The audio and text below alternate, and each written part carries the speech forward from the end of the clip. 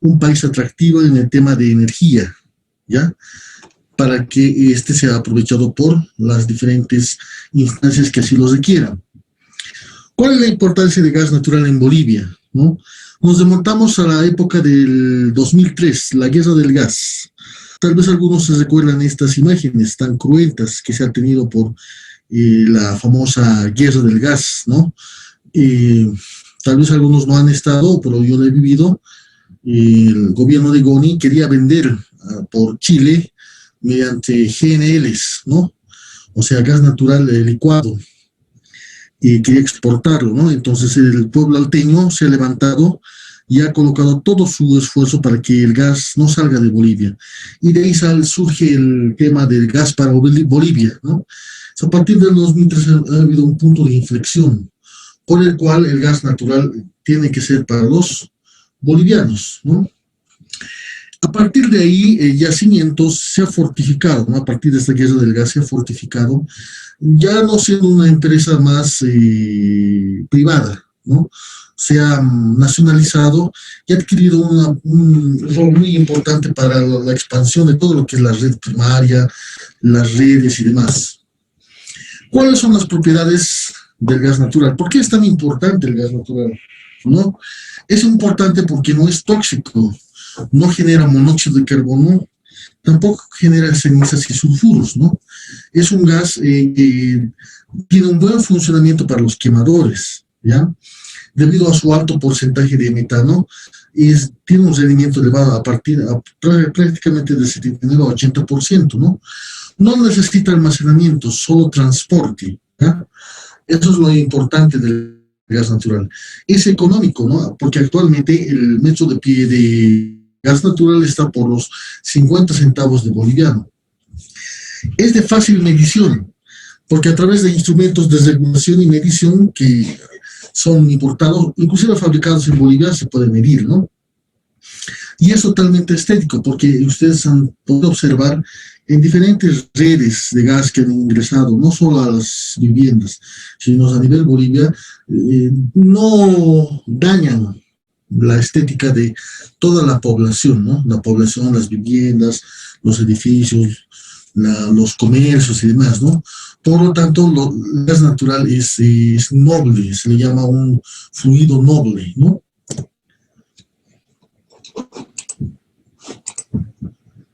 La producción.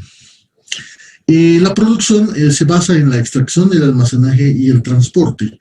Como ustedes saben, actualmente la extracción está ya prácticamente se ha hecho cargo YPFB, ¿no? Me imagino que no tengo el dato exacto, pero estamos con un 90 o 100% a partir de YPFB exploración, YPFB andina y demás, ¿no? Y tenemos más o menos más de 5 TCFs en bajo pozo.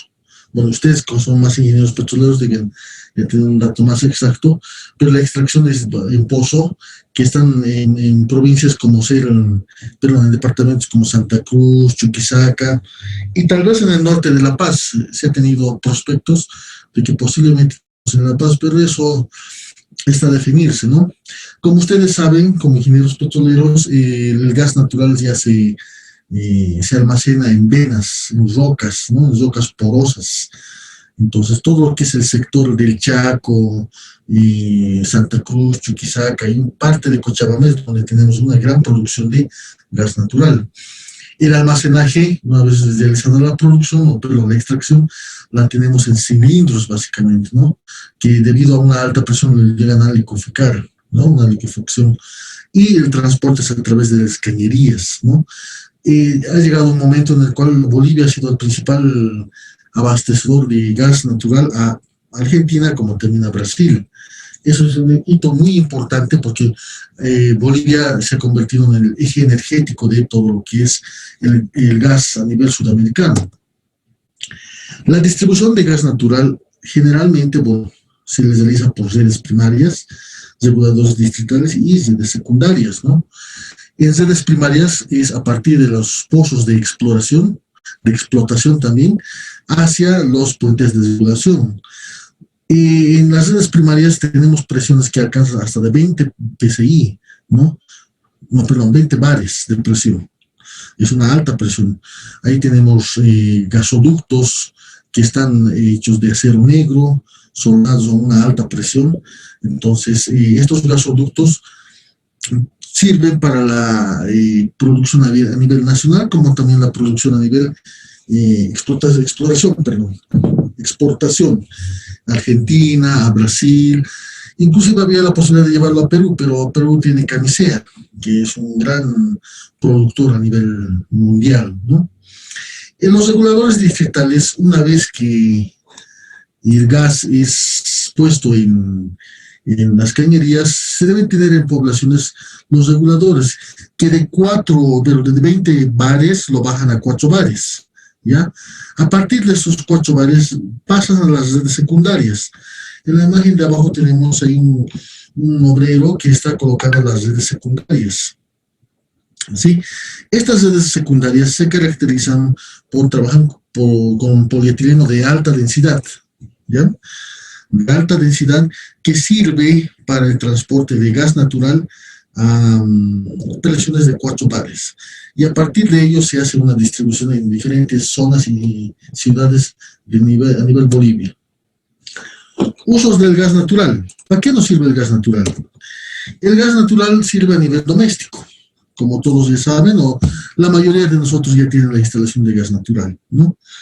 Este gas natural, a través de la red secundaria, ingresa a lo que es la cocina, ingresa a los califones, ingresa a los hornos, ingresa a otros sistemas de distribución y de utilización de gas natural, ¿no? Entonces, el gas natural es ampliamente utilizado a nivel doméstico. Y aquí surge la importancia del gas natural, porque ha ocurrido un cambio energético en todo lo que es la matriz, ¿no? Antes se utilizaba el gas natural, digo, el GLP como único energético, pero al introducirse el gas natural hemos tenido una transformación energética. ¿Por qué? Porque la economía es muy importante, es más económico, es un gas noble, tiene unas propiedades que lo hace más ventajoso con respecto al GLP, que más adelante vamos a ver. Por tanto, es de uso masivo, ¿no? Y es por eso que la política del Estado ha sido masificar las instalaciones de gas natural, de tal forma que nosotros seamos los primeros consumidores de este fluido y beneficia a nuestra economía, porque tenemos una retroactividad dentro de lo que es el dinero. Otro uso del gas natural es a nivel comercial, ¿no? Bueno, la mayoría de los hornos de panificación ya cuentan con gas natural a nivel comercial, como también los restaurantes, los comedores, tenemos hogares, hay hospitales que trabajan con gas natural a media presión, ¿no? Entonces, el gobierno, y a través de otros proyectos, ha ido masificando el consumo de gas natural. Por ejemplo, hace 10 años yo he trabajado con la GTZ, con la CAF. Ellos tienen el objetivo del cambio de la matriz energética, ¿ya? Vale decir que ya debemos dejar de utilizar tanto la electricidad como el GLP, porque eso tiene un costo elevado a nivel Bolivia. En cambio, que el gas natural tiene un costo más económico y es más noble, lo cual hace muy atractivo para el comercio. Por ejemplo, la tarifa mínima del consumo de gas natural a nivel comercial es de 89 bolivianos, la tarifa mínima. Eso equivale más o menos a unos 400 bolivianos de GLP. Imagínense el costo-beneficio que tenemos ahí. Es por eso que la mayoría de los panificadores ya tiene su gas natural. Ni que hablar de la industria.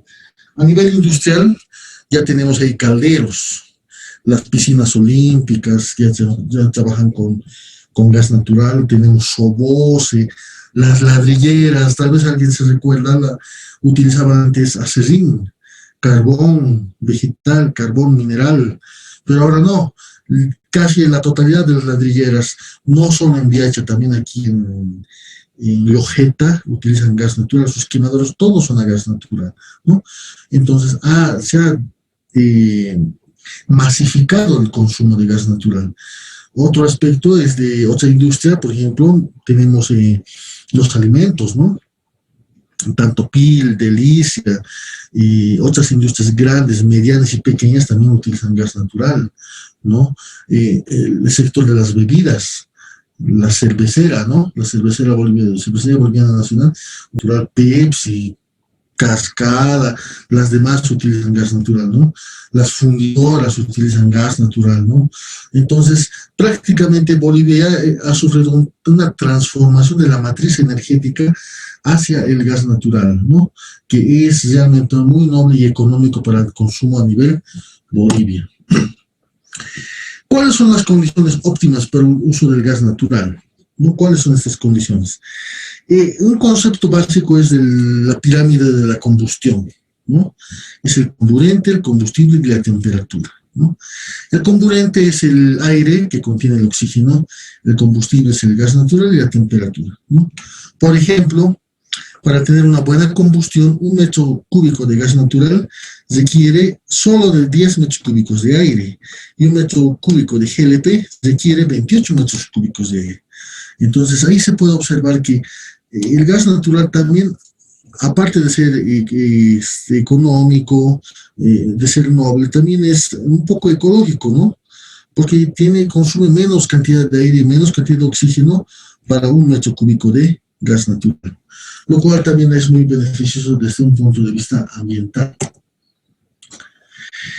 Aquí tenemos una tabla, ¿no? Tenemos los límites inferior de inflamabilidad y límites superior de inflamabilidad. ¿Qué significa estos límites? El gas natural solo requiere el 5% y ya hasta el 15%. En este intervalo llega a ser una buena combustión, ¿no? En cambio, el propano, el butano, que es el GLP, requiere una gran cantidad de aire, ¿no? ¿Y a qué me voy con esto? La mayoría de nosotros que ya tenemos las instalaciones de gas natural nos piden rejillas, ¿no? Rejillas y tener un sistema de aireación rápida o un sistema de aireación directa o indirecta. Es debido a esto. El gas natural requiere tener una gran cantidad de aire. No es lo mismo trabajar con un quemador de GLP que con un quemador a gas natural, ¿no? Es por eso que los quemadores deben tener mayor volumen. Al tener mayor volumen, tienes una mayor combustión y el rendimiento es elevado. Estos límites nos permiten identificar que el gas natural requiere grandes cantidades, grandes volúmenes de aire. Por ejemplo, ahora aquí tenemos una comparación de lo que es el gas natural y el GLP. El gas natural se clasifica en una familia de la segunda, y el GLP está en la familia de la tercera, ¿no? El gas natural es menos denso, en cambio que el GLP tiene una mayor densidad, ¿ya? La temperatura de inflamación del gas natural es 650 y del GLP es 410. Y la presión de utilización, miren, del gas 18 y del GLP es 37, ¿ya? Pero, ¿para qué nos sirve esto, ingeniero? Esto nos sirve para identificar que el GLP, por ejemplo, es pesado, ¿no? Porque es una mezcla de propano, butano al 55% del primero. Al tener esa cantidad o esa masa de GLP, hace que no solo en las viviendas, sino en ciertos establecimientos que utilizan el combustible, el GLP se queda en el piso, lo cual es más peligroso. En cambio, el gas natural, por ser noble y más liviano y tener la menor densidad, que estamos hablando de 0,6, ¿no? Aquí está 0,6, es más volátil, ¿no? En cambio, miren, el GLP está con 500 y 410 grados centígrados de inflamabilidad. Es más peligroso, ¿no? O sea, con una chispa, boom, rápido podemos estallar con GLP. En cambio, con gas natural se requiere más temperatura. No solamente una chispa, se requiere también algún otro mecanismo para hacer la ignición o la combustión del gas natural, ¿ya? Hasta aquí tal vez alguien tuviera una pregunta antes de continuar. ¿Se me está pasando algo?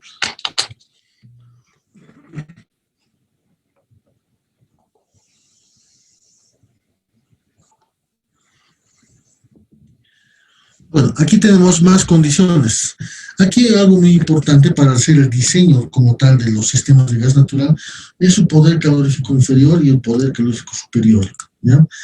Hablamos de 10, aquí estamos con 10, aquí está con 10, aquí está 10 y mínimo 9.3.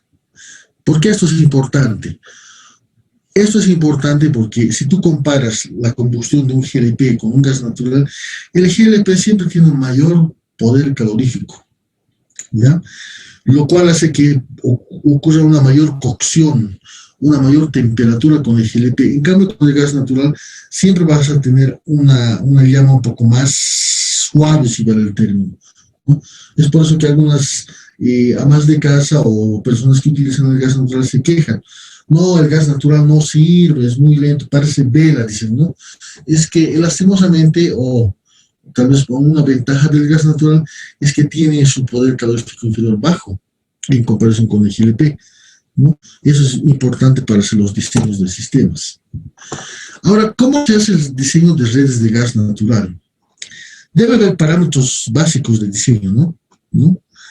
Por ejemplo, se debe contemplar el suministro de gas a la ciudad mediante las estaciones de recibo, dotadas con mediciones, regulación, filtración y odorización. No olvidemos, jóvenes, que el gas natural no tiene ningún olor, no tiene ningún aroma. Se le inyecta mercaptano en los sistemas de distribución antes de que pase la red primaria para que tenga ese olor característico al gas, ¿no? Por eso se inyecta el mercaptano. Por tanto, para hacer el diseño se necesita ver cuál es la capacidad que tiene la ciudad o dónde se va a instalar el gas natural, ¿no?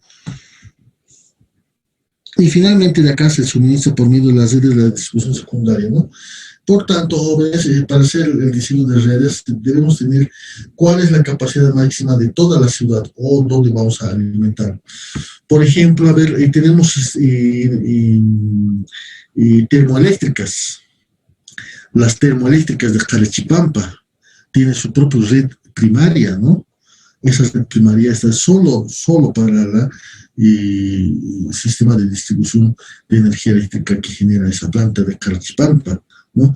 No puede darse el lujo de bajar presión, tiene que ser una alimentación constante. Entonces, ahí se tiene un diseño exclusivo solo para esa termoeléctrica.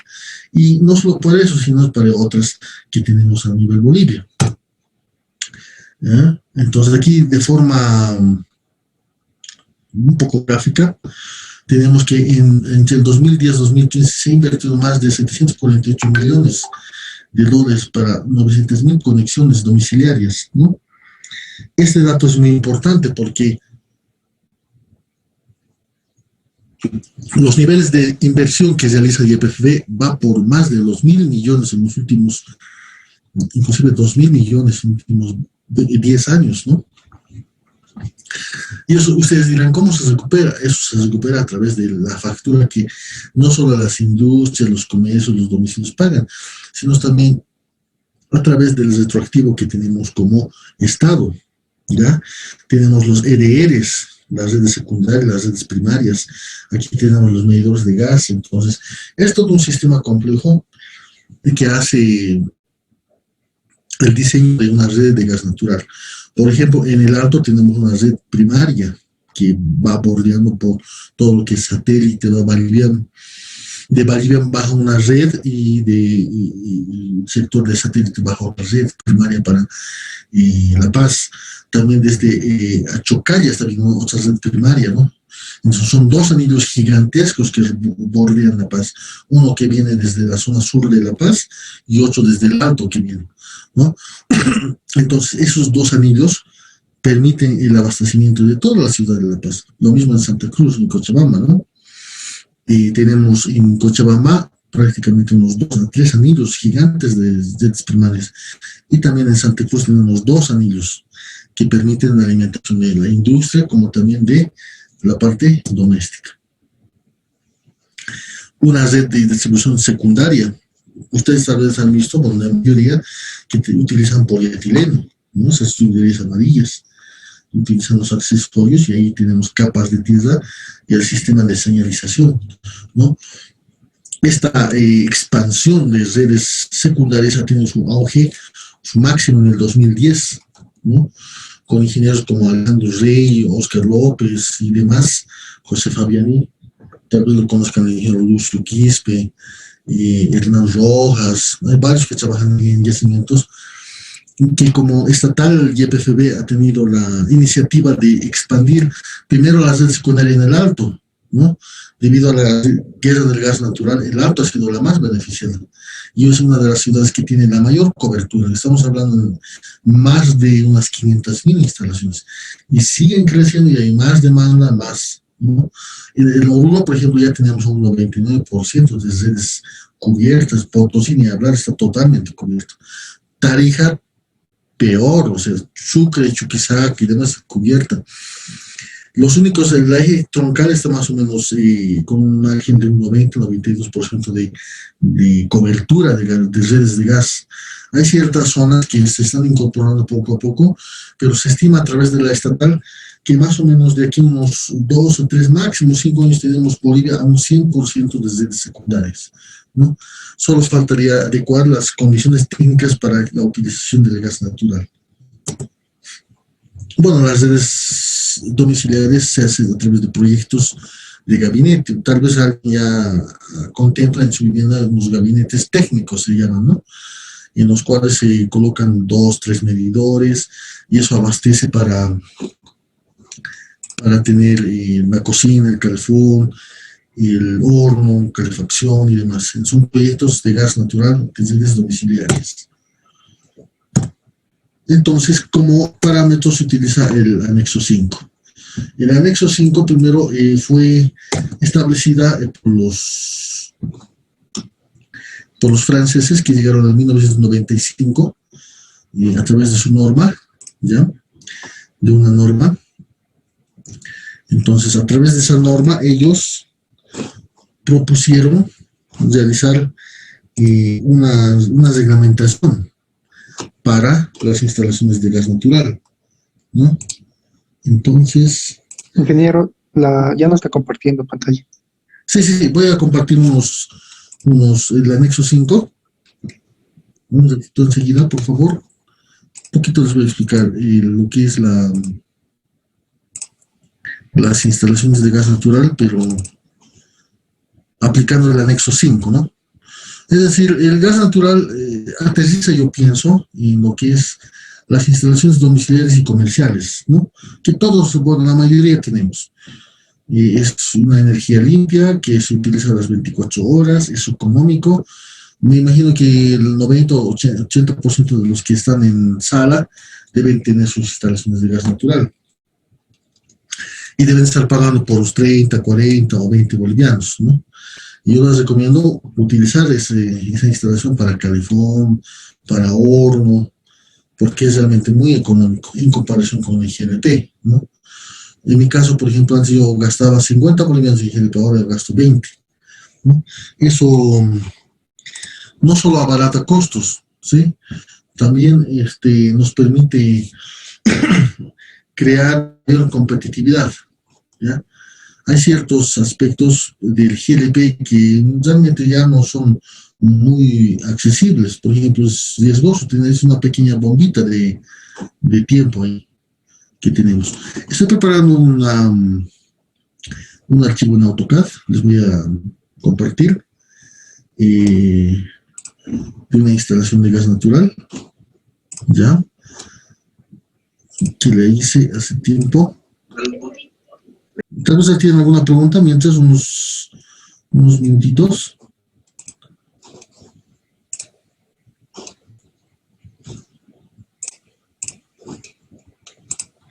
Me permiten, estoy cargando.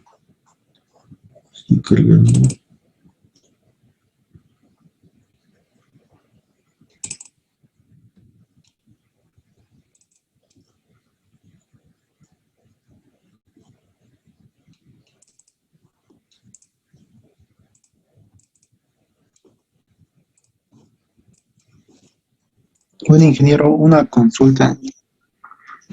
Dime. Si la zona es irregular para instalar una instalación primaria, ¿qué medidas tendríamos que tomar para eso? En zonas que tengan cierta inestabilidad, ¿no? Sí.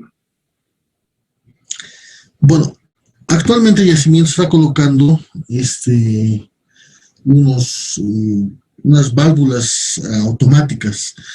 Tal vez no sé si han escuchado, hay un proyecto de YPFB de colocar medidores inteligentes, lo denominan, ¿ya? Que sean controlados mediante satélite. ¿Qué significa? De que existe mucho robo de gas natural, ¿ya? Hay instalaciones clandestinas y demás. Entonces ahí ya Siemens pierde dinero porque no está cobrando de lo que están robando, ¿no? Y piensan cambiar los medidores actuales domiciliarios por unos que puedan ser controlados desde, no sé, un satélite o algo que puedan medir automáticamente. Lo mismo ocurre con estaciones de desregulación, ¿ya? En zonas inestables, ellos proponen colocar válvulas de control, pero que sean automáticas. ¿Se recuerdan el tema del deslizamiento del trillizo? ¿Qué se llama esa zona? No recuerdo el nombre. Pero del puente de los trillizos, ahí por Lojeta, hace recién 6 meses han colocado la red. 16 meses ha pasado y ¡boom! Todito se ha caído, ¿se recuerdan? Entonces, en ese lugar han colocado ese tipo de válvulas. ¿Qué permite? Permite que ante cualquier desestabilización del suelo, las válvulas automáticamente cierren en ciertos puntos y no tengamos grandes fugas de gas. Y estas fugas de gas generan peligro, ¿no? Para todos. Generan susceptibilidad de que exista explosión y demás cuestiones, ¿no? Entonces, Yacimientos prevé colocar sistemas de detección automáticos, ¿ya? Mediante ese sistema vamos a controlar lugares que sean inestables. ¿Ya? ¿Pueden ver en pantalla? Ya. Este es un proyecto de gas natural que lo hice para la unidad educativa Sebastián Pagador, en el 2009. ¿Ya? Es un proyecto grande. ¿Por qué? Porque a través de la GTZ se ha logrado incorporar, aquí tenemos el medidor, aquí está, miren, el medidor, es un sistema a media presión, ¿sí? Miren cómo ingresa el gas natural, este es un decimétrico, y aquí tenemos una válvula. ¿Dónde está la válvula? Aquí está. Según la norma, se ordenó cualquier válvula de cierre, ¿no?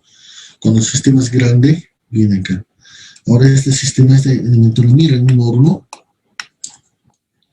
Es un horno de planificación en la unidad educativa.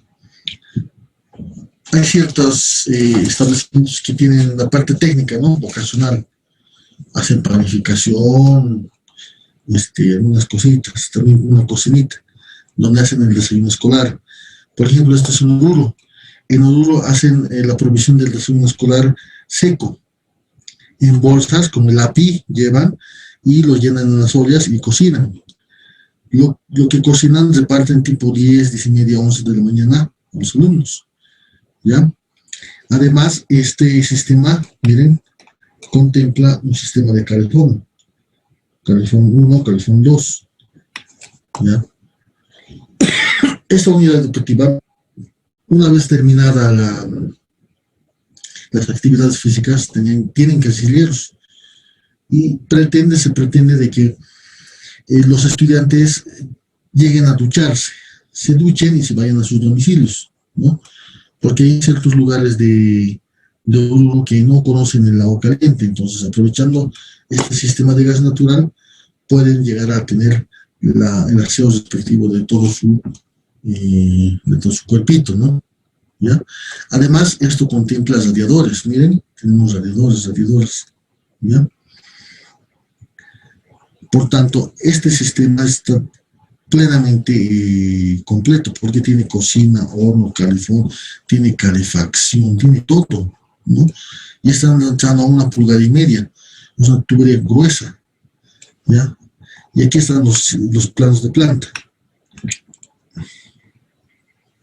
Miren, aquí está. ¿Dónde está? Aquí está el cofre de medición. Ahí está el cofre. Esta es la calle Manuel Herrera. Viene la cañería. Medición.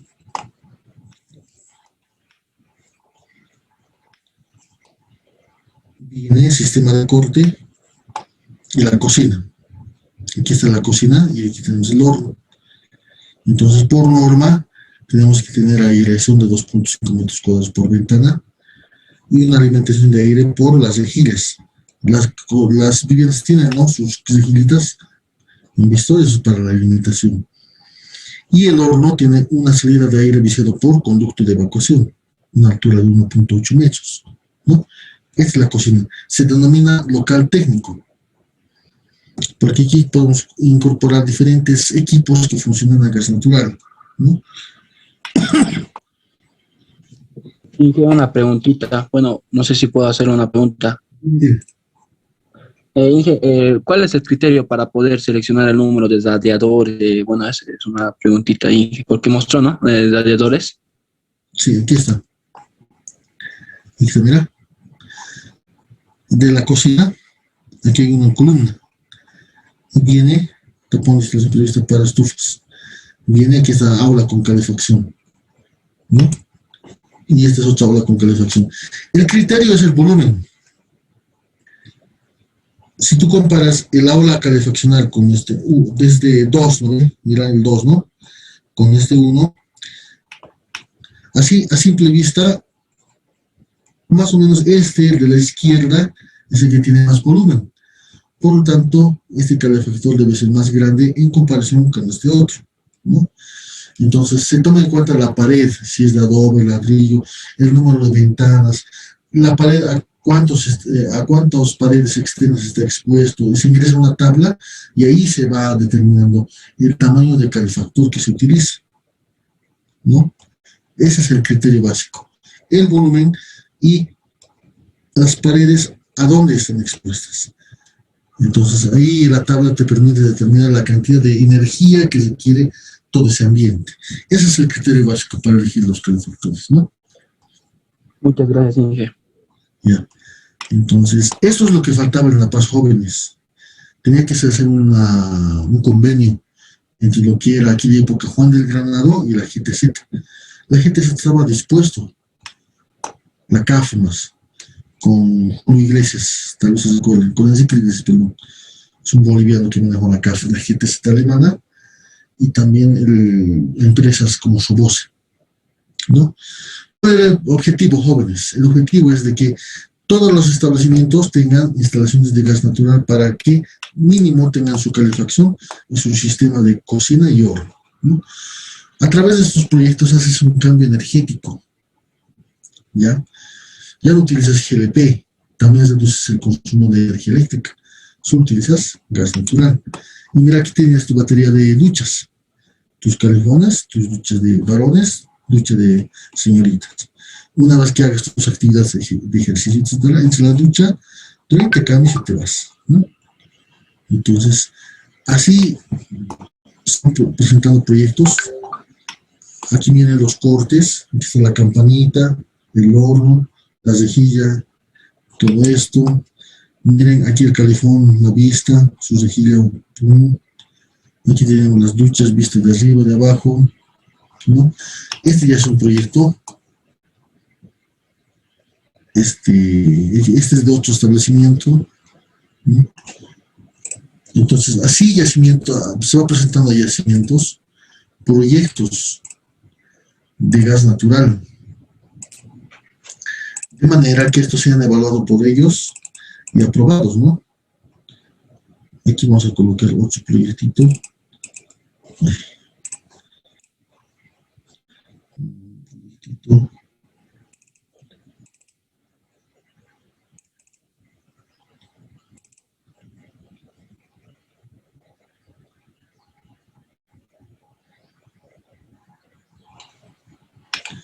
Este es otro proyecto que hice por un edificio. Miren cómo entra la montante, se llama, ¿no?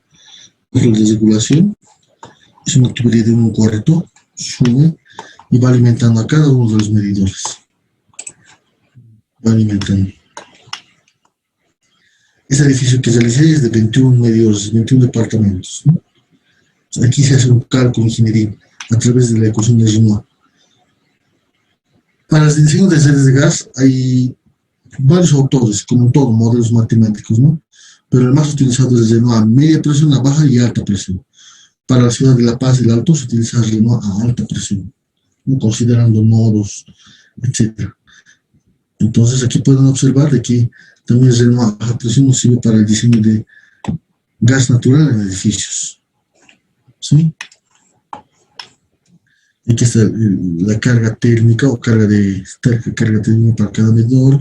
Se utiliza la ecuación, la pérdida en el último medidor debe ser mínima un minibar. Entonces, y ahí poco a poco se va dimensionando las tuberías, ¿no? Paulatinamente. ¿Alguna pregunta hasta aquí? Y una preguntita. Bueno, existen dos tipos de medidores, ¿no? Uno por serie y el otro vendría a ser por paralelo. ¿Cuál vendría a ser lo más recomendable? Disculpe, ¿en serie o en paralelo? Y otra de mis consultas mostró acerca de cortes. Eso, Sí. ¿Cuál es el criterio de hacer cortes solo en accesorios? Ya, los cortes, por ejemplo, aquí. Mira, aquí hay un corte AA, ¿no? Entonces, tenemos que ver en esta vista A cómo está dispuesto el horno y la cocina. Venimos acá, es el corte AA, lo mismo, ¿no? La cocina. Y aquí tienes el horno, mira el horno, es el corte. Ahí muestras cómo ingresa el aire a 30 centímetros de piso por norma y cómo evacúas el aire viciado a un mínimo 80 de altura y cómo está dispuesto la otra cocina. Entonces, con esto más o menos das a entender de que los equipos cuentan con lo básico, se llama base, ¿no? Volumen, alimentación, salida y aireación. Tienes alimentación de aire, salida, tienes el volumen del local y la aireación por ventana, ¿no? Entonces, como les decía en la teoría, el gas natural requiere gran cantidad de aire que esté constantemente girando ahí. No solo para el buen funcionamiento, sino que para que sea para que el gas natural sea seguro. Ante cualquier tipo de fuga o algo, entonces constantemente esté saliendo ahí. Tal vez han escuchado que en Santa Cruz un edificio entero voló, de 7 pisos, 8 pisos, hace un año creo, porque no tenía sistemas de aireación. Se ha ido acumulando, durante una semana se acumuló. Alguien levantó una chispa y ¡boom! Todito voló, ¿no? Entonces, los sistemas de aireación jóvenes son muy importantes porque nos evitan accidentes, ¿no? Y son sistemas de aireación naturales, no requieres ningún tipo de mecanismo eléctrico o mecánico, es natural, ¿ya? Con respecto a tu otra pregunta, la disposición de los medidores. Y generalmente los medidores van en este caso en serie, ¿no? Toditos en serie. Lo único que tiene con ese criterio es de que debes de garantizar que la pérdida de carga en este último medidor 21 sea la misma que en este primer medidor 1, ¿no? Vale decir, la presión que entre en este medidor 1 debe ser la misma que ingrese aquí. Ese es el criterio básico. Que no exista ningún cambio de presión. Que la cocina o la ducha que esté funcionando en este departamento sea la misma cuando funcione en el primer departamento. Por tanto, el dimensionamiento del regulador es importante. Si tienes un buen regulador dimensionado con las cañerías, todo el sistema es uniforme, ¿no? Entonces, ahí se llama cálculo del caudal de simultaneidad de presión y de volumen. Entonces, ya está todo diseñado. ¿Alguna otra pregunta?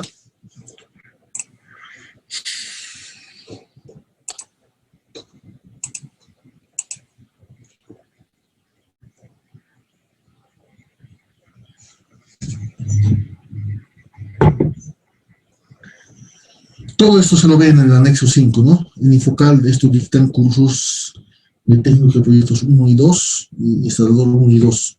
Prácticamente casi un año se tarda en el estudio de todo esto. Es una norma, ¿no? No solo en la parte de diseño arquitectónico, también en la parte de instalación del gas. Hay criterios básicos que debes respetar. A nivel de La Paz, por ejemplo, tenemos más de 500 empresas habilitadas para instalaciones de gas natural y en Bolivia debemos tener más de 1.500, ¿no? Entonces, quieras o no, el gas natural, jóvenes, se ha vuelto una actividad económica de amplia, o sea, se repercute, mueve economía, ¿no? Y eso es lo bueno que ha hecho el anterior gobierno, ¿no? Política del Estado, porque al generar movimiento económico al interior de nosotros, generas empleo, y ese empleo te permite generar recursos, ¿no? Porque imagínate, si este horno antes gastaba, he hecho varios cálculos, gastaba, digamos, 1.000 bolivianos en GLP, inyectando gas natural solo gasta 500, entonces vale la pena, es un beneficio, ¿no? A ver, ustedes, alguien que gaste en gas en GLP unos 1.000 lucas, y al último, instalando todo este gas natural, gastes 205 lucas, te conviene. La inversión que has hecho se recuperas en 2, 3 años, ¿no? Eso es lo que siempre hay que hacer. Por eso se denomina gas natural que transforma Bolivia. Es el núcleo energético de un cambio de energía a nivel Bolivia, ¿no? Ha cambiado totalmente la perspectiva boliviana en lo que es la industria, el comercio, ¿no? Es casi ahorita medio raro ver hay ciertas industrias o comercios que utilizan GLP. Por eso que voy a decir, y siempre mantengo que el gas natural es el eje energético de Bolivia. ¿Alguna otra pregunta? Inge, disculpe, acerca de los diámetros, caídas de presión, bueno, quería saber si existe alguna herramienta o algún software para poder manejarlo, o solo hacen Excel, esa parte, ingeniero, disculpe. Y acerca de su amplia experiencia, Inge, ¿usted cómo ha visto el avance del 2009 al 2021? O sea, cómo se realizaba antes y ahora cómo se está realizando. Esas son mis dos últimas preguntas, sí, que disculpe. Ya. Por ejemplo,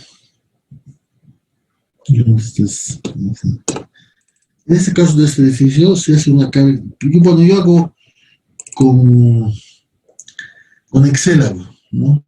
Y yacimientos también utilizan la fórmula de Zenoa. ¿Ya está? Ese es todo un cálculo. Bueno, aquí de época deberías garantizar 3.8. Aquí está. La pérdida en el último medidor. ¿Eh? El último medidor. Entonces, eso se hace en Excel. Hay también softwares, como yo lo hago en Excel, ¿no? Este Gustavo Rafael Durante Nori es el dueño. Son los 20 medidores. El total de medidores consume 12 metros cúbicos, perdón, 12.529 metros cúbicos hora. ¿Ya? Y aquí está la fórmula de Renault. Esta es la pérdida de carga. Y colocas el caudal, ¿no? Longitud real se sobredimensiona al 20%. De 44,87 sube a 53. ¿No? Esta es la fórmula de Renault. ¿Ya? Esta fórmula calcula el caudal de la tubería, ¿no? Longitud del tramo, longitud equivalente a la pérdida de carga. Y miren, en la primera AB, ¿dónde estás? ¿Dónde está aquí? Casi te les voy a explicar. Aquí. De A a B, ¿no? ¿De dónde es A a B? Es de la calle hacia el primer medidor, eso es A a B, son 12.6 metros. De esos 12,6 metros, ¿dónde estás? No, perdón. 44,87 es hasta arriba. Hasta aquí arriba, hasta arriba. Hasta el piso 8. Todito, 44 metros. Esos 44 metros tienen una pérdida de 2.07 milibares, ¿no? Imagínense. El gas natural, jóvenes, está ingresando a 19. Entonces el trayecto hasta el octavo piso pierde 2 milibares. Entonces estaría llegando ¿con cuánto? Con 17, ¿no? Entonces, a medida que va a ir transcurriendo, miren cómo la pérdida de carga va aumentando. Hasta que el último tenemos un límite, un criterio, de que la pérdida máxima es de 3.8. A partir de este dato ya va disminuyendo, ¿no? Para abajo va disminuyendo. Y con eso vas calculando. Por ejemplo, en el primer trayecto es 1/4, de acuerdo a la pérdida de carga. Luego baja 1 pulgada. ¿Cuál es 1/4? Todo esto es 1/4, la red básica, la columna vertebral. Y este se va el término, los derivados es 1 pulgada, 1 pulgada, 1 pulgada, 1 pulgada, 1 pulgada, ¿no? Este 1/4, una tubería gruesa, garantiza que el flujo sea constante en estos medidores. La presión es la misma, debemos garantizar 19 milibares. A mayor diámetro, jóvenes, el caudal aumenta. Al tener un buen caudal, entonces garantizamos que los caudales que llegan a cada medidor es el mismo, ¿no? Y la presión se mantiene constante. Aquí arriba en el 21, pero en el 23 tiene que haber 19 milibares. Y aquí 19. La presión tiene que ser única. El caudal, ¿cómo garantizas que el caudal sea único? Con el diámetro. Más diámetro, entonces alimenta más aparatos, ¿no? Si colocaras un diámetro más pequeño, entonces alimentas también los aparatos, por ende se bloquea el sistema, ¿no? Entonces, eso es muy importante en el diseño de redes de gas.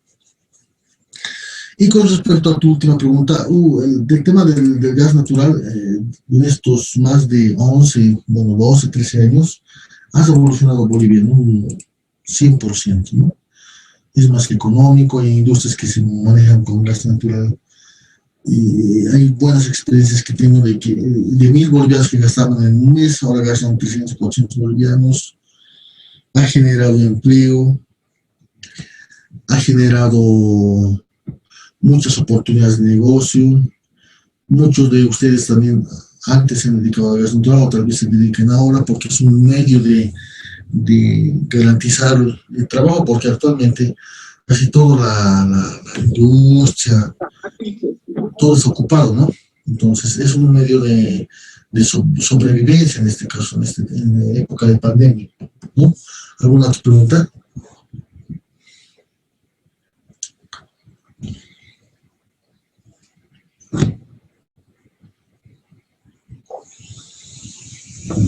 Para ir finalizando, compañeros, la última pregunta, ¿alguien tuviera?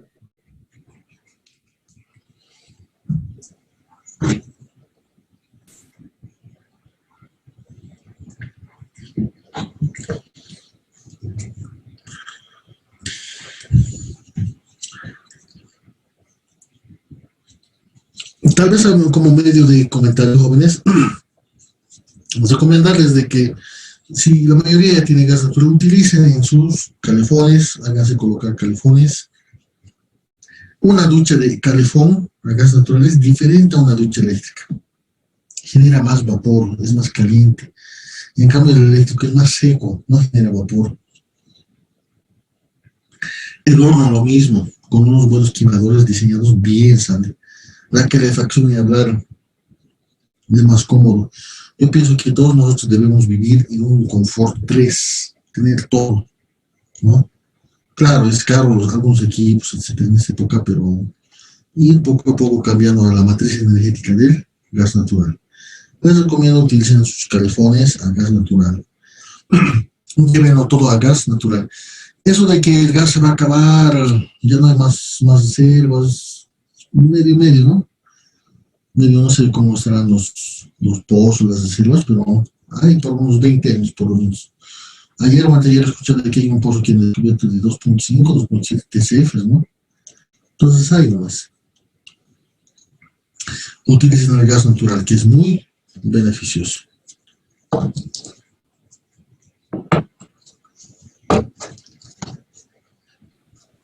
Bueno, ingeniero, agradecerle por su exposición y toda la información que nos brinda, ¿no? No, agradecido con ustedes, un poco verles explicaba a grosso modo lo que es el gas natural, porque es un mundo. Es muy interesante. No solo desde la parte del diseño, también desde la instalación. Colocar la válvula, hacer unos buenos soldadura, teflón, que esté totalmente hermético. Es decir, que desde cero coloques un sistema funcionando que ya encienda, no sé, es ideal. Es algo que tú has creado, ¿no? De ti, ¿no? Entonces ahí sí realmente puedes sentirte un ingeniero, porque has hecho un diseño, has construido, estás haciendo una puesta en marcha de un sistema tuyo que tú lo has pensado, ¿no? Entonces eso le da un valor agregado a cada uno de ustedes, les da ese plus, les da esa garantía de que el sacrificio de haber estudiado tantos años para ver concretado en un proyecto, en una instalación, lo que piensan, ¿sí? Entonces, yo considero que ingeniería petrolera también un poquito debería dar este enfoque al gas natural. Hace años han dictado un diplomado de proyectos, técnico de proyectos, creo que. Acudo al centro de estudiantes, no sé quiénes están organizando bien esto, bueno, es el centro, ¿no? Que vuelvas a tomar un poquito el tema de energético, haciendo diplomados en gas natural, que actualmente es una matriz, ya no es una alternativa, es prácticamente la columna vertebral de la economía boliviana. Entonces, como ingeniería petrolera debe enfocarse un poco más a eso, ¿no? Yo pienso, sí, vale el término. Bueno, pues muy agradecido con ustedes. Cualquier novedad estoy en contacto a través del centro de estudiantes. Y bueno, estar animado a cualquier otro tipo de actividad que sea en beneficio de la carrera. Bueno, muy buenas noches. Muchas gracias, jóvenes y señoritas. Muchas gracias a usted, ingeniero, y hasta luego. Hasta luego.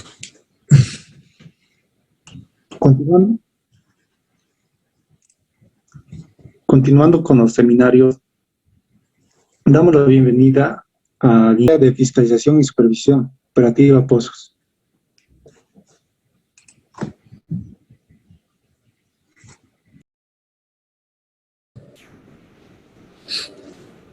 Buenas noches.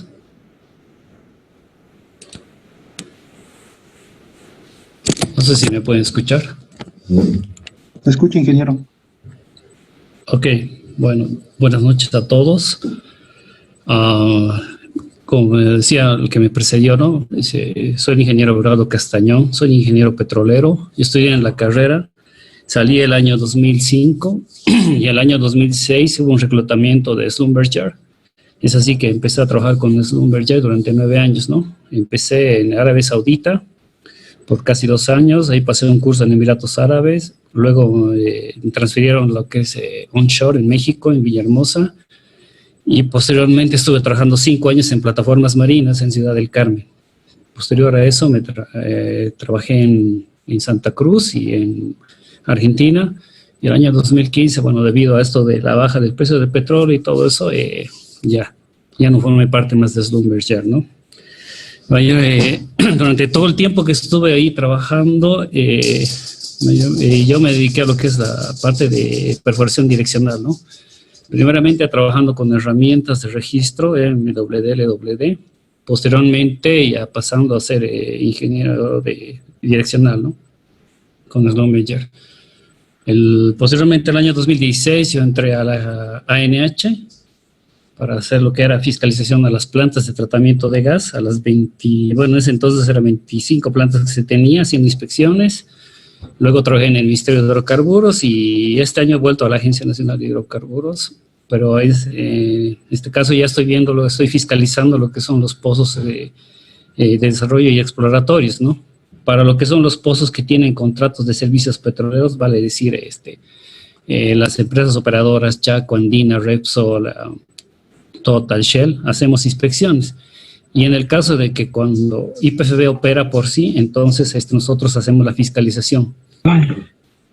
Sin ir más lejos, estaríamos haciendo el pozo que va a empezar ya en un futuro. Yo estimo que para el 1 de julio, si todo va bien, es el pozo exploratorio Gomero. Es un proceso estratigráfico, ¿no? El Gomero X1, operado por YPFB, donde ahí iríamos a hacer el rol de fiscalización de todo el pozo, ¿no? Es un pozo estratigráfico. una profundidad de 2.800 metros. Entonces, el pozo no es, la finalidad no es el de descubrir yacimientos o reservorios, sino más bien es de explorar las formaciones que se tienen, ¿no? Entonces, es un pozo relativamente corto, de 45 a 50 días. Y luego, si es que todo va bien, iríamos a Villamontes X7 igual a fiscalizar ese pozo, ¿no? Para los roles que tiene IPF operador.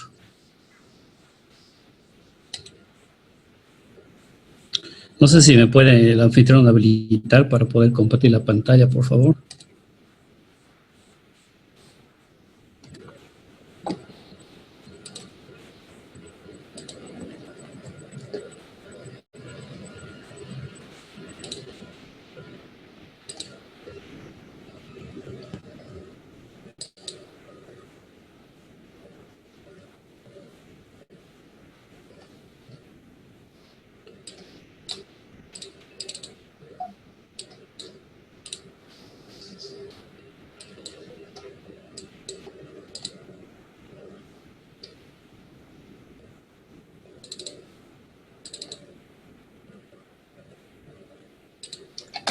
Ingeniero, ya está, ingeniero. Sí, sí.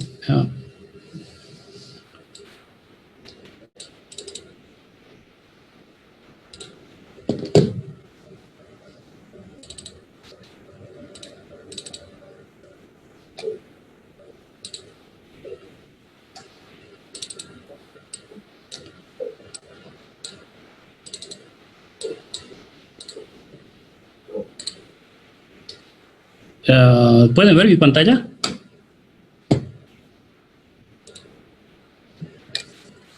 No, ingeniero, no se ve nada.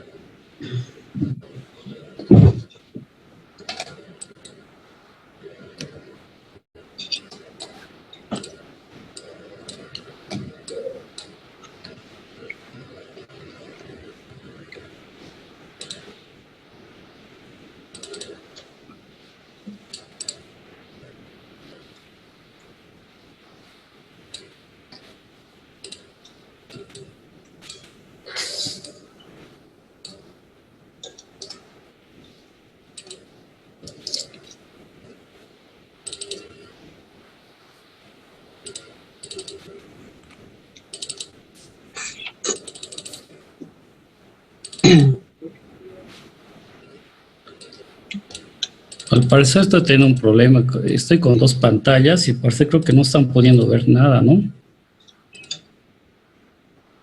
No, ingeniero, no se ve nada. A ver, espérame un ratito, voy a desactivar la otra pantalla. Estas, como ser el estabilizador, el MWD o un motor de fondo, sino a las herramientas referidas a los parámetros que se tienen que utilizar para direccionar un pozo, ¿no?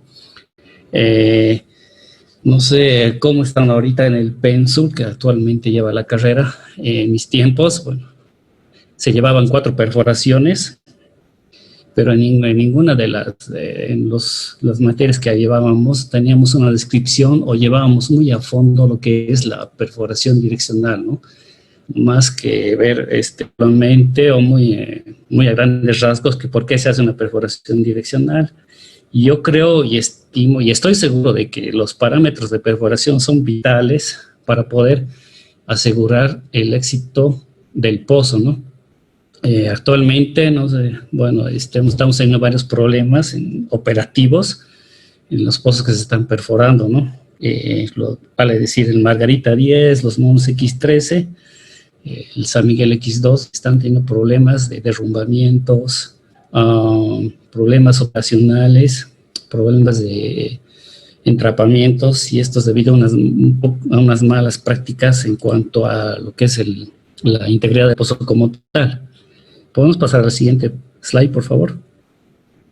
Ok, esto es solamente para algo genérico, ¿no? Creo que todo el mundo ya conoce, pero estoy poniendo este slide debido a que si bien tal vez tenemos alumnos que están en los últimos semestres, también hay que considerar que, imagino, hay alumnos que están en los primeros semestres y conocen muy poco de lo que es la perforación como tal, aplicaciones que se tienen que dar a la perforación, ¿no?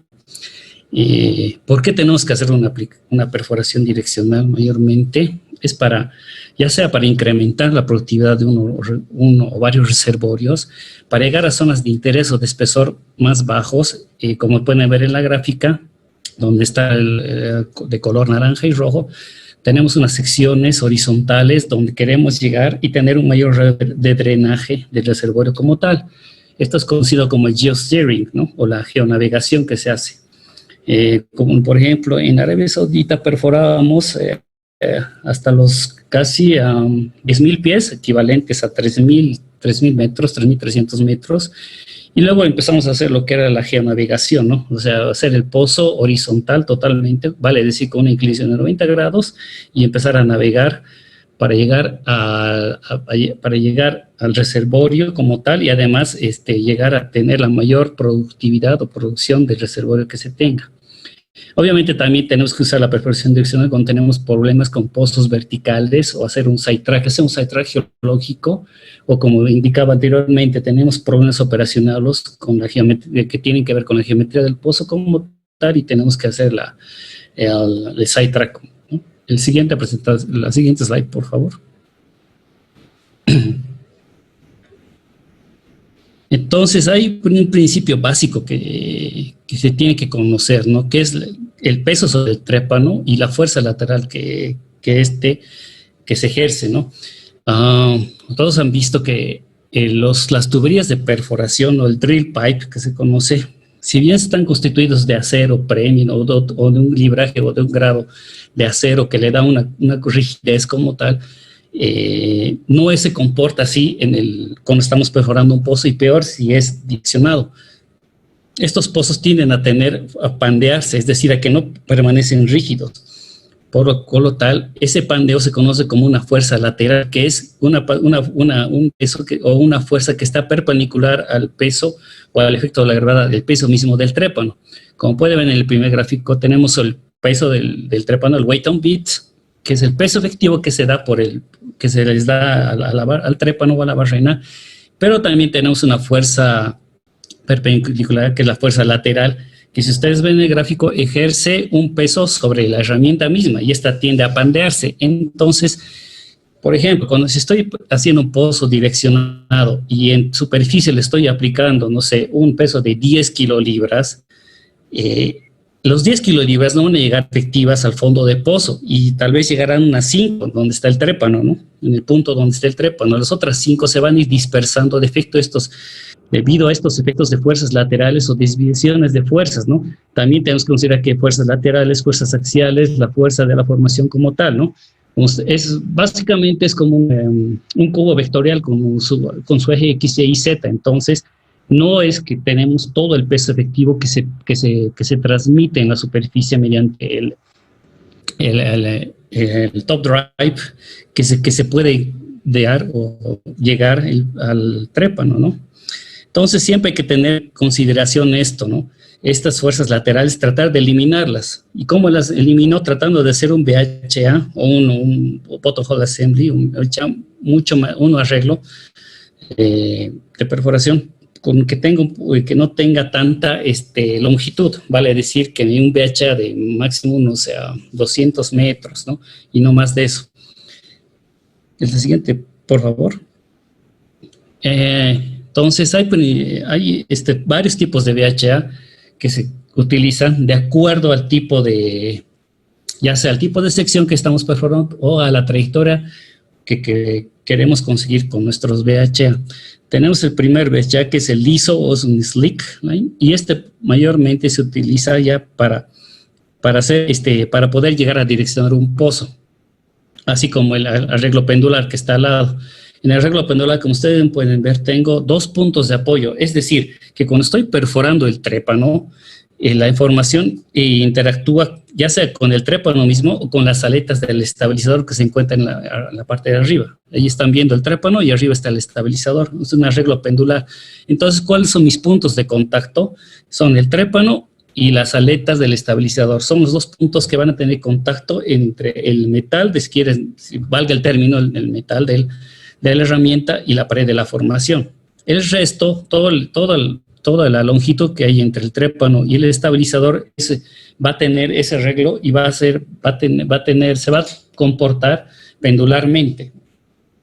Este arreglo pendular es utilizado para direccionar el pozo, es decir, para construir ángulo o para bajar ángulo. Me refiero a construir ángulo es que aumentar la inclinación, ya sea, no sé, desde cero, empezar a construir ángulo de cero, ir gradualmente a 0,5, 1, 1,5, 2, 10, 15, 20, hasta 30, 45, o directamente a los 90 grados, ¿no? Dependiendo de, ya sea que quiera construir ángulo o que quiera bajar ángulo, yo voy a poner el estabilizador y voy a ir jugando con la posición de estabilizador para que me ayude, ¿no? Con este fin. Ahora, si tenemos pozos verticales y queremos garantizar la verticalidad, lo que tengo que hacer es tener más puntos de apoyo. Entonces, como ven, el packet o el arreglo empacado tiene muchos más puntos de apoyo. Es decir, que es donde las aletas interactúan con la pared de la formación que se está perforando. Entonces, con estos arreglos packet empacados o heavy packets altamente empacados, yo estoy asegurando la verticalidad del pozo, ¿no? Mayormente voy a usar, obviamente, los arreglos empacados o altamente empacados cuando tenga pozos verticales, pozos exploratorios, perdón. Ustedes saben que un pozo exploratorio, la finalidad que tiene es averiguar la prognosis o las formaciones que se tienen o se van a atravesar, ¿no? Y confirmarlas. Entonces, no es tanto así, para un pozo exploratorio necesito hacer un pozo vertical. Luego, ya que, digamos, en un determinado campo o área de contrato de servicio petrolero, yo ya perfore un pozo exploratorio ya, entonces, considerando eso y haciendo, y obviamente dependiendo de la ingeniería de reservorios que se tenga, yo ya empezaré a realizar perforaciones o pozos direccionados.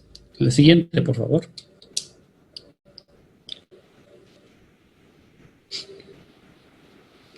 Y es así como estamos viendo cómo es que un estabilizador o una parte, es una de las partes esenciales del VHA. Como ustedes pueden ver, en la primera arreglo VHA Slick no tenemos básicamente ningún estabilizador o ningún punto de apoyo. Entonces pueden ver cómo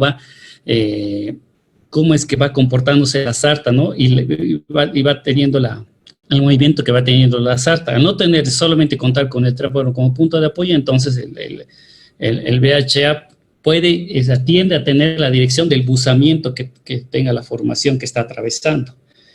Vamos a encontrar, si tenemos un solo estabilizador, entonces ya tenemos un arreglo, como decía, el tipo pendular con 2 puntos de apoyo y ya podemos empezar a direccionar la herramienta, ya sea para construir o para bajar a un ángulo, una inclinación en este caso. O también tenemos uno con 2 estabilizadores, que es recomendado, ¿no? Para poder tener mayor control de la verticalidad.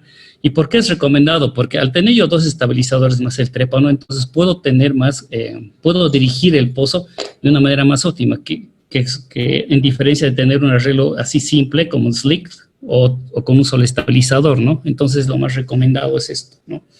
Usualmente lo que usamos cuando se hace un arreglo direccional, se tiene el trépano, luego se tiene un crossover y se tiene un near bit o un estabilizador cerca al trépano. O también si utiliza un motor de fondo, el motor de fondo tiene un estabilizador, ¿no? Obviamente que es engage, o sea que tiene el mismo diámetro del trépano como tal, lo que me asegura y me garantiza poder dirigir el pozo como tal. Siguiente, por favor.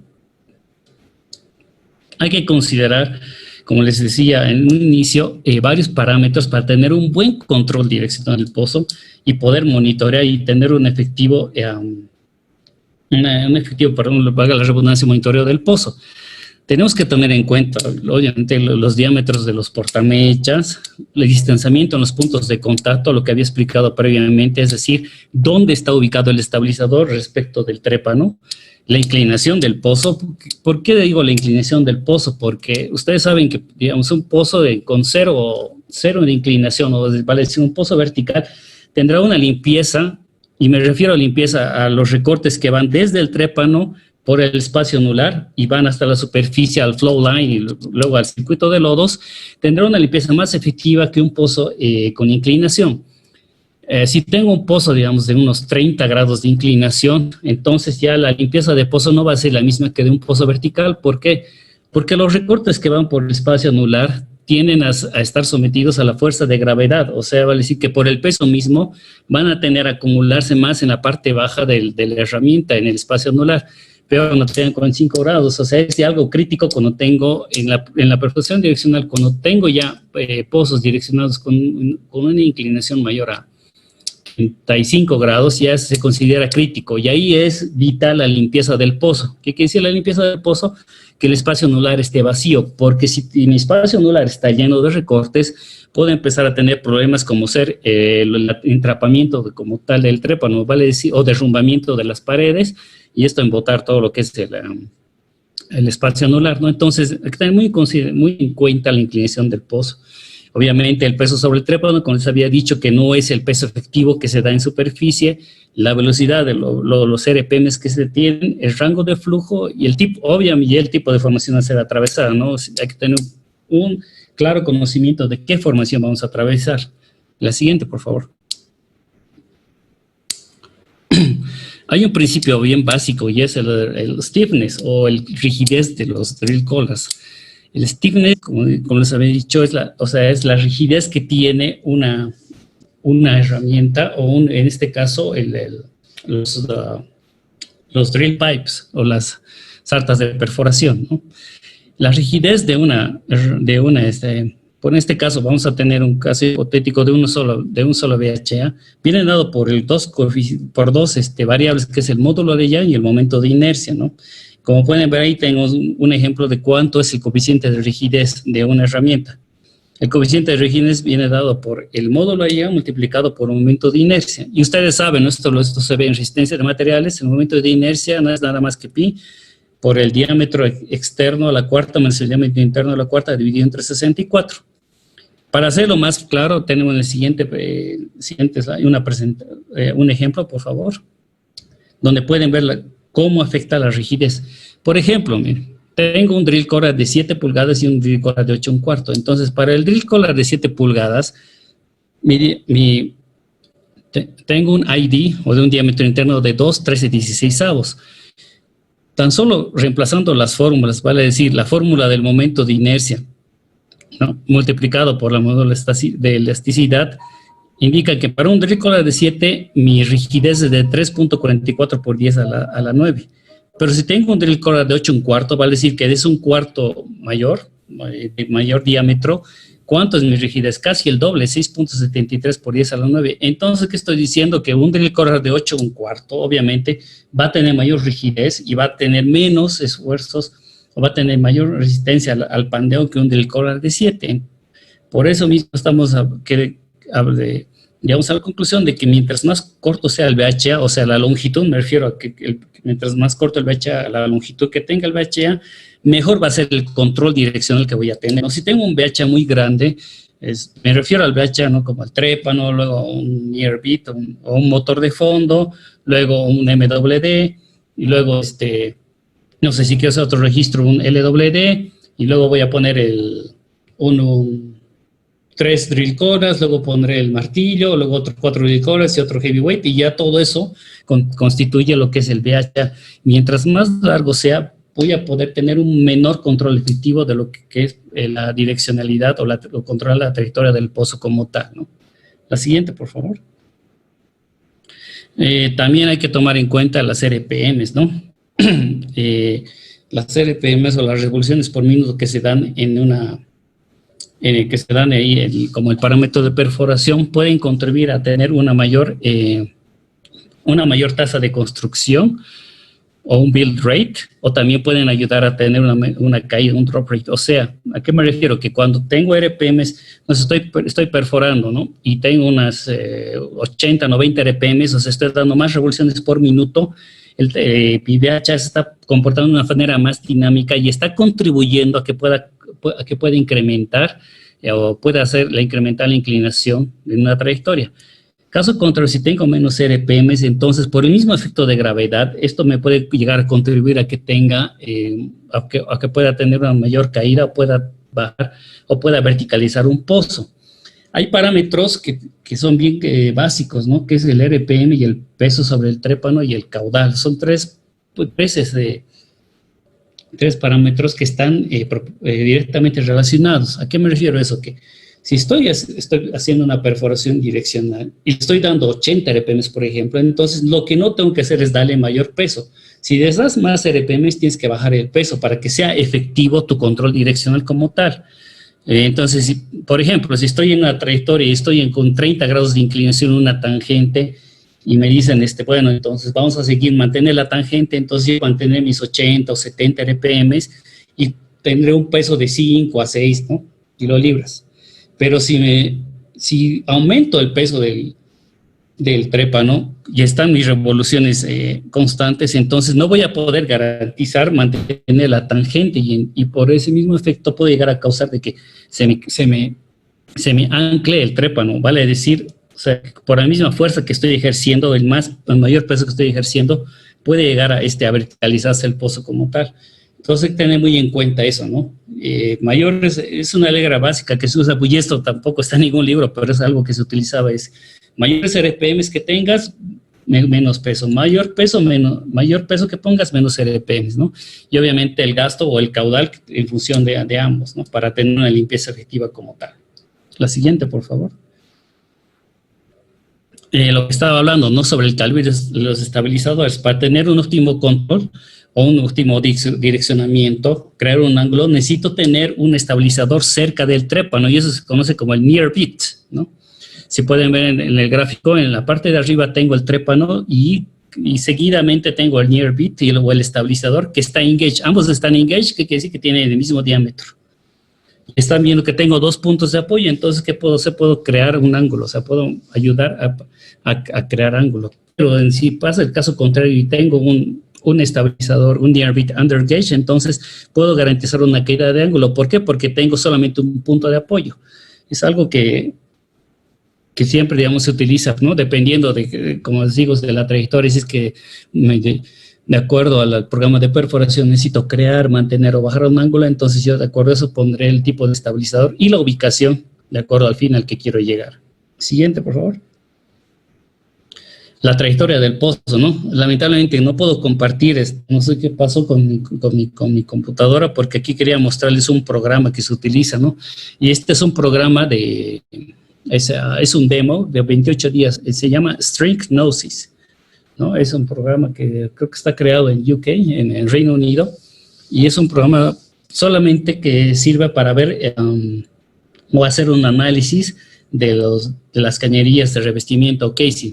Pero obviamente tienes que poner todos los inputs, ¿vale? Es decir, la trayectoria del pozo, las presiones porales, las presiones de formación, el casing diseñado, las gradientes de temperatura y todos esos insumos para que te haga el cálculo y te calcule el estrés de von Mises, ¿no? Pues vale decir, o sea, cuánto es lo máximo que puedo poner o el punto de incidencia que tiene mi casing para no llegar a colapsar como tal. Entonces, la trayectoria también es muy importante, ¿no? En el dimensionamiento del pozo. Ahí pueden ver un pozo que está con un tipo, bueno, es un pozo simple, ¿no? Tipo J, donde tengo un kick-off point, donde voy a empezar a romper la verticalidad y empezar a darle inclinación, mantener una tangente y luego después de una cierta profundidad empezar a hacer la verticalización del pozo como tal, ¿no? Obviamente, para todo esto hay que considerar hay que considerar la geología, vale decir, qué tipo de formación estoy atravesando. Acá en el sur del país tenemos formaciones, como ser la formación Los Monos, que es una formación conglomerada, ¿no? Es donde se dificulta dar la trayectoria o la direccionalidad del pozo como tal por la misma litología que se tiene, ¿no? La siguiente, por favor. Uno más, porque creo que hay un gráfico más. Ya, ¿cómo se hace la dirección o cómo se garantiza la direccionalidad de un pozo? Para poder dar la dirección, para poder crear la dirección o dar una dirección a un pozo, necesito herramientas que actualmente se conocen como MWD, ¿no? Pero antes se utilizaban otras que son, bueno, dependiendo del caso, también algunas veces se utiliza los single shots. Básicamente son, como pueden ver, unas varillas que tienen unos sensores, los cuales te dan la inclinación y el azimut en la trayectoria de tu pozo. Esto era muy fácil, digamos, cometer errores con este tipo de herramientas porque se cometían muchos errores humanos, ¿no? Al no poder tener una buena lectura de cómo está el azimut o la inclinación del pozo. Y actualmente esto ya se ha subsanado porque tenemos herramientas, el MWD que utiliza acelerómetros y magnetómetros. Son sensores que te dan la inclinación y el azimut respecto de tu verticalidad. La siguiente, por favor. Esto es a lo que me estoy refiriendo. Como pueden ver ahí en el eje X tenemos un par de sensores, en el eje Y y en el eje Z también, que utiliza el MWD, el Measurement While Drilling, ¿no? El MWD es una herramienta que te indica y te ayuda a dar la direccionalidad de un pozo, es decir, saber determinada profundidad en qué inclinación te encuentras y en qué azimut. Azimut me refiero a que si estás en el norte, sur, este o oeste. Son dos variables importantes que se necesita para poder garantizar y construir o dar la direccionalidad de un pozo como tal. La siguiente, por favor. Aquí tenemos, por ejemplo, cómo actúa lo que es los sensores que te dan el azimut, ¿no? Como pueden ver ahí tenemos las líneas de flujo magnético van del hemisferio sur al hemisferio norte. Sabemos bien que no es lo mismo estar en el polo norte, polo sur, que estar en la línea de Ecuador, ¿no? ¿Por qué? Porque tan solamente pongan una brújula en el polo norte y va a ir dando vueltas constantemente, o sea, no va a poder darles un norte definido, o un norte magnético, o un norte referencial. Caso contrario, si estás en el medio o en el Ecuador, tú ya vas a poder determinar exactamente cuál es tu norte verdadero, ¿no? Pero hay que considerar el norte magnético, ¿no? Como decía, que son las líneas de flujo magnético y estas vienen influenciadas para darte el norte magnético. Entonces, estas herramientas que se utilizan, los magnetómetros en la herramienta MWD, te pueden indicar el norte verdadero, es decir, dónde estás respecto del norte. Y esto lo utilizamos para poder efectuar la direccionalidad del pozo, ¿no? Hay que considerar la variación del norte magnético y la declinación magnética, ¿no? Dependiendo de la ubicación geográfica donde nos encontremos. No es lo mismo perforar en Arabia Saudita que perforar en el Golfo de México o que perforar en Alaska, ¿no? ¿Por qué? Porque estamos en latitudes, longitudes totalmente distintas y tenemos flujos magnéticos o líneas magnéticas de atracción que no distorsionar, pero nos van a dar una referencia falsa o que quieres un norte magnético distinto. Entonces, es por eso que es necesario tener esta herramienta, la MWD, para poder garantizar y saber exactamente en qué punto nos ubicamos respecto del azimut. La siguiente, por favor. Y aquí está más o menos lo que les estaba indicando, ¿eh? Tenemos la torre de perforación. Ahí en la línea verde se encuentra un pozo direccionado. Y tenemos un punto donde dice Survey Point. Es el punto donde yo con mi herramienta MWD voy a tomar una medición para saber dónde estoy en cuanto a mi inclinación, o sea, cuánto de inclinación tengo aquí. A grosso modo yo puedo decir, viendo el gráfico, donde está el Survey Point, que tenemos una inclinación más o menos que de unos 30 a 40 grados. Y también necesito saber cómo está mi azimut, es decir, respecto del norte, a cuánto estoy. Ustedes pueden ver ahí que dicen Direction Angle y ahí tienen un norte. Entonces, más o menos, viendo el gráfico, estoy como a unos 110 grados de respecto del norte, para decir que estoy en el cuadrante sureste. Y esto es necesario para poder direccionar un pozo. Un error en estas mediciones puede ocasionar un mal direccionamiento o, en el peor de los casos, una colisión, ¿no? Me refiero a colisión a que llegues a colisionar con un pozo ya perforado y que ya tenga su casing, ¿no? Esto es algo no permitido en la industria petrolera. Y obviamente, si se han dado casos, obviamente, que son muy, no son muy comunes, gracias a Dios, pero si los casos que ha habido, esto obviamente ha traído consecuencias, ¿no? Con la colisión y en el peor de los casos hemos tenido un well out, ¿no? O un amago de reventón de pozo como tal. Es por eso que es prescindible y muy importante es conocer la direccionalidad del pozo como tal. La siguiente, por favor. Aparte de la herramienta MWD, yo necesito direccionar el pozo y para lo cual utilizo un motor de fondo, ¿no? Aquí el gráfico que ven en la parte de arriba es el motor de fondo. Esta herramienta es la que me va a poder ayudar a hacer la construcción del ángulo para romper la verticalidad y empezar a darle una inclinación. Como pueden ver, el motor de fondo está constituido por lo que es la sección de poder, donde tengo un rotor y estator, que tienen los lóbulos. Tengo la sección de poder, como decía, y el near beat stabilizer. En ese near beat stabilizer, en la parte de abajo, pueden ver donde dice upper pad y lower pad. Ahí es donde tengo yo el bearing housing, o donde le puedo dar la dirección, dar la dirección al motor de fondo. Esto mayormente se hace en superficie, obviamente, ¿no? Y es como un codito. Entonces, lo que le haces es, le das una inclinación. En este caso es de 1.5 20. ¿Qué quiere decir eso? Que el motor de fondo lo he gradado a 1.5 grados y en teoría, cada 30 metros me debería construir 1.5 grados el motor de fondo. Lo puedes graduar, ya se va desde 0.25, 0.5, 0.75 o 1.25 hasta 3 grados, ¿no? Lo máximo, ¿no? Que se puede. Bueno, hay motores que pueden darte mayor bend housing o mayores inclinaciones, pero ya es un poco crítico, ¿no? Porque también al construir inclinación tengo que tener cuidado no tener altas patas de perro o unas severidades de dogleg severity, ¿no? Muy altas. ¿Por qué? Cuando tengo altas patas de perro, va a ser difícil cuando corre el casing, ¿no? Puede ser que el casing se quede trabado en cierto punto. Entonces, pues por eso que lo aconsejable es no tener un motor de fondo o no graduar un motor de fondo a inclinaciones mayores a 3 grados, ¿no?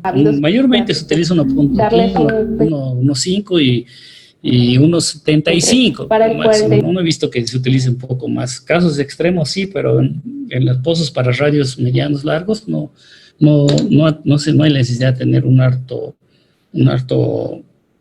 bearing housing, ¿no? La siguiente, por favor.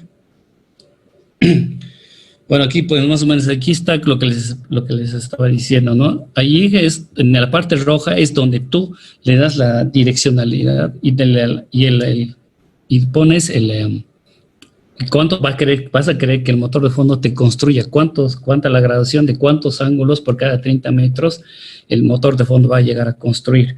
Y abajo, en la parte de abajo ver cómo actúa, ahí está el fluido que entra por el estator y por las cavidades del rotor, y esto hace que rote toda la herramienta. Una cosa, para construir un pozo se hace lo que se conoce como sliding o deslizamiento. ¿Esto qué quiere decir?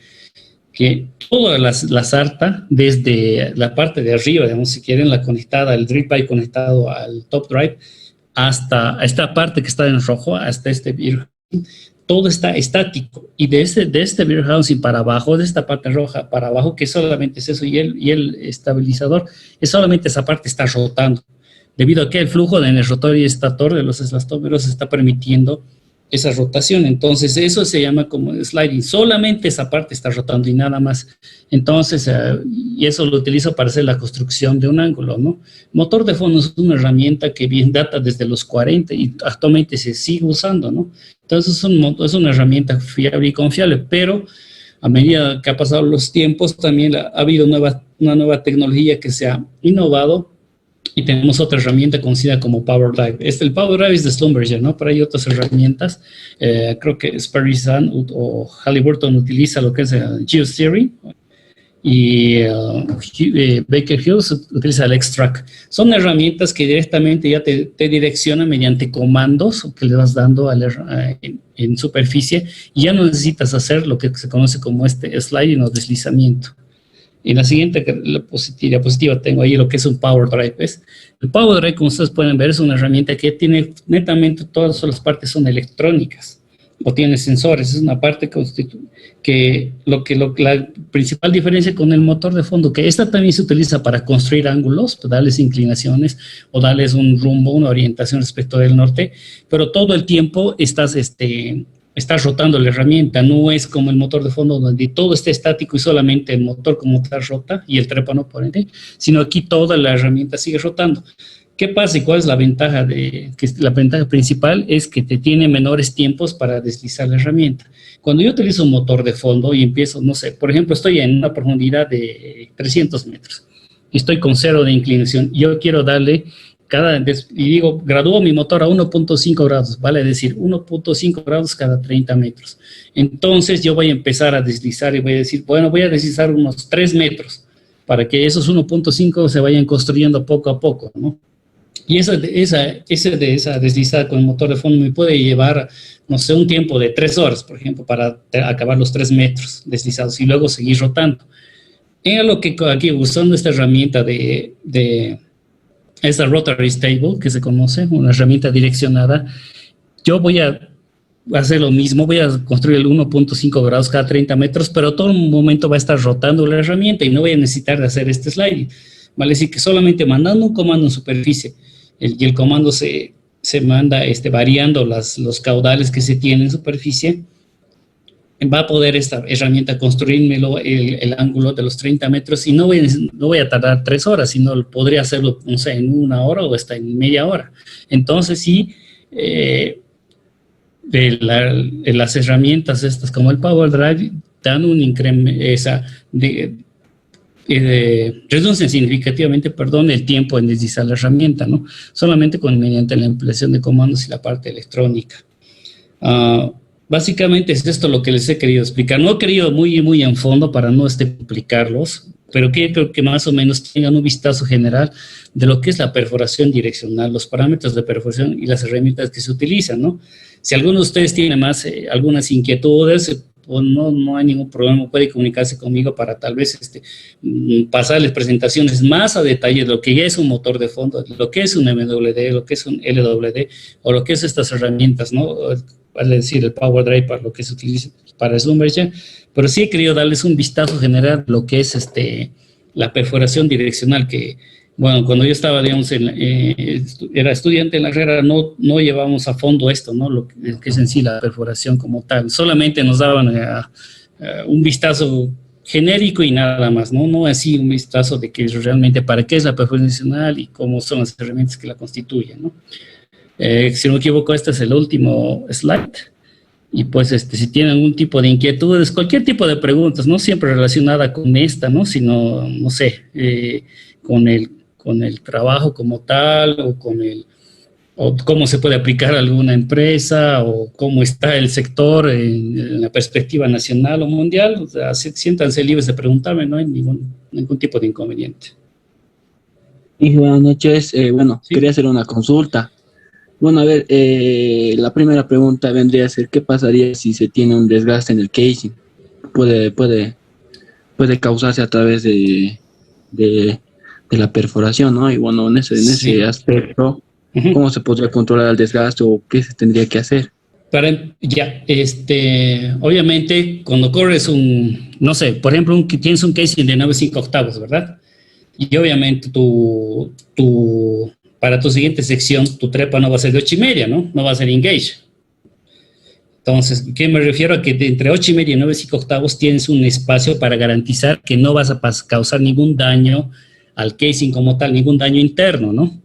Pero pasa, lo que tú me estás comentando, suele pasar que digamos, tienes un casing de 9/5 octavos con una inclinación de 30 grados o 35, por ejemplo. Bajas tu herramienta de 8.5, tu VHA, para perforar la siguiente sección, ¿no? Ya todo está cementado y demás en el espacio anular, entre el casing y la formación, ya has corrido un registro eléctrico, Wireline, ya has garantizado de que hay una buena adherencia, has corrido registros CBL, BDL, y te han dicho el de Wireline, registros eléctricos, está bien, el cemento está bien adherido, no va a haber canalización, no va a haber fugas, no va a haber ningún tipo de problema o desmoronamiento como tal. Entonces, corres de tu cañería de 5 octavos y tu siguiente VHA de 8.5 dentro del casing de 5 octavos, como te digo, hay un espacio entre ambos y por ende no debería haber ningún tipo de desgaste en el casing, pero a veces pasa, ¿no? Pasa que tienes un desgaste mínimo y empiezas, y es por eso que, nunca, o sea, la práctica que nunca se hace es de rotar dentro del casing para evitar este desgaste. Porque si empiezo a rotar dentro del casing, tú sabes que rotando, no sé, con 20, 30, 40 ppm, estoy haciendo un movimiento circular y estoy ocasionando que las paredes de mi trépano o las aletas de mi estabilizador entren en contacto con el diámetro interno o con la pared del casing y ahí puedo ocasionar un desgaste. Entonces, es una práctica recomendable y que no se debe de rotar dentro del casing. Nunca tu herramienta, tu trépano o tu estabilizador debe estar rotando dentro del casing. Si es necesario hacerlo, tratar de hacerlo con las menos RPMs, con máximo 20 RPMs para que las velocidades no sean, la velocidad angular no sea tan violenta, ¿no? Ahora, si tienes problemas en el casing, como tú mencionabas, obviamente no es aconsejable seguir con la perforación. Es por eso que tú corres registros wireline o registros eléctricos para ver la integridad también ya sea para ver la integridad de la cementación que se tenga o para ver la integridad del casing. Hay herramientas en los wireline que te pueden indicar cómo está engaged o el diámetro del pozo y también la integridad del casing, ¿no? Si tienes problemas internos del casing, sí o sí tienes que remediarlos, porque si no, es casi seguro que a la tarde o temprano vas a seguir perforando las secciones y va a ocasionar un colapso en la cañería, en el cañería que esté de revestimiento, y por ende no vas a poder perforar, vas a tener que sacar todo y vas a tener que inclusive a sacar el casing si es que se puede, o si no vas a tener que hacer un side track o hacer una ventana dentro del casing mismo, ¿no? Y respondiendo a tu pregunta, y solamente hablando de perforación, nunca rotes dentro del casing, ¿no? Trata de no rotar dentro del casing. Y si tienes que si tienes que fluir o tienes que llenar todo el agujero, lo hazlo estático, ¿no? Gracias, Inge. Bueno, una pregunta más, ¿no? Sí. Acerca del sack trap. Bueno, existe una tecnología que se le hace con tubería flexible, con coil tubing. No sé si tiene algún conocimiento en ese aspecto, ¿no? Dado que en algunos pozos, como ya se encuentra el coil tubing sí, pero el coil tubing no lo utilizas en perforación direccional, ¿no? ¿Por qué? ¿Por qué no utilizas coil tubing? Porque el coil tubing, como tú indicas, ¿qué es coil? Es enrollado, ¿verdad? Y tubing, tubería enrollada. El coil tubing tiene la tiene la característica de que es sumamente flexible el coil tubing. Entonces, para una perforación direccional, ¿yo qué necesito? Aparte de todos los parámetros que he mencionado del peso sobre el trépano, de las revoluciones, del caudal, del flujo que utilice, de las RPMs que le vaya a dar y de las herramientas que utilice, ya sea un motor de fondo, si quiero hacer un deslizamiento de manera convencional, un power drive, de los estabilizadores y toda la estantería de herramientas que tenga, necesito que tenga cierto grado de rigidez, como ya he hablado. El coil tubing no te va a garantizar ese grado de rigidez. El coil tubing es como un alambre que se va pandeando, ¿no? A ver, para hacer algo más, no sé, algo que, digamos, sea más de entendimiento, es como agarrar un alambre de cobre, ¿no? Que tú un alambre de cobre lo rodeas de un bolígrafo y se va agarriendo a la forma del bolígrafo. Y es lo que yo no necesito que pase, digamos, una perforación direccional. Necesito darle cierto grado de rigidez. Si bien no una rigidez total, pero necesito darle una rigidez para garantizar de que pueda hacer la construcción. Ahora, no estamos hablando ¿me has hablado de un término side tap o te refieres a side track? No entendí bien ese término. Perforación direccional, Inge, disculpa. Pero, ¿qué quieres? ¿Side track o qué? Exacto, side track. Es que el side track, ¿cómo te llamas, perdón? Eduardo, dije. Eduardo, mira, ¿cuándo haces un side track? Primero, cuando tienes un problema, un side track geológico. Me refiero con eso? Cuando estás con un pozo vertical, por ejemplo, y estás pasando una formación, no sé, Ikiri, que tiene características de altas lutitas, y de repente tienes otra formación que no te esperabas, ¿no? No sé, por ejemplo, como aquí la geología en este país, en Bolivia, es bien única. Tenemos cabalgamientos, trampas, fallas y de todo, especialmente en el sur del país. Y estás atravesando Iquiri y tú tienes un cierto y todo eso para garantizar la limpieza y que todo esté bien, y pues de repente te encuentras con una formación que no esperabas, ¿no? Puede ser no sé, una formación Santa Rosa, por ejemplo, y no estaba esperada, y por ende la formación te pide mayor densidad y no puedes hacer. ¿Qué pasa? Que ahí, digamos, te puedes quedar en hacer un traje geológico. ¿Eso por qué? Por la geología tal de la formación que estás atravesando. Pero también puedes tener, como te decía, por problemas de derrumbamiento, o sea, estabas perforando, estabas para llevar los recortes por el espacio anular desde el trépano hacia la superficie, y por eso se te está quedando mucho, como decíamos, se te está llenando de basura el espacio anular. Te está llenando, eso me refiero que está llenando de recortes, o tienes un derrumbamiento. ¿Y qué pasa en el derrumbamiento? Las aletas del estabilizador, como tienen un punto de contacto directo con la formación, tienen a embotarse, y ahí es donde te quedas, no puedes avanzar ni adelante ni atrás, y empiezas a accionar la tijera con los golpes arriba y abajo, y no pasa nada. Entonces tienes que hacer el side track. O sea, tiene que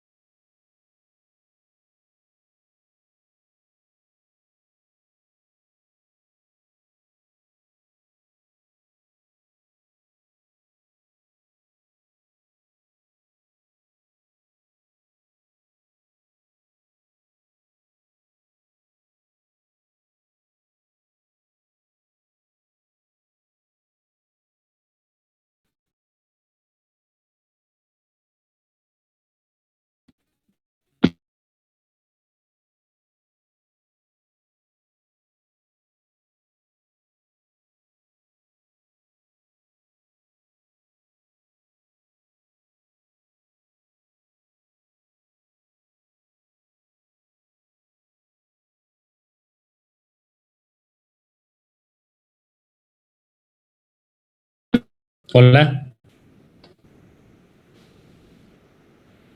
Sí, ingeniero, se lo escucha. No sé si me ha escuchado la última parte, porque ahorita apareció algo de... Lo último ya no, ingeniero. Ya. Estaba diciendo que podemos, ya el sidetrack será geológico, dependiendo si tengo una formación que no me esperaba, una litología, o también tendré un sidetrack debido a los problemas operacionales que tenga, ¿no? O sea, vale decir que ya tengo un entrapamiento, un embotamiento del VH como tal, tengo un derrumbamiento por pasar lutitas hidratables, o tengo problemas de presiones diferenciales. Entonces ahí sí voy a tener que realizar un sidetrack, ¿no? Es decir, puede que construya un nuevo ángulo, o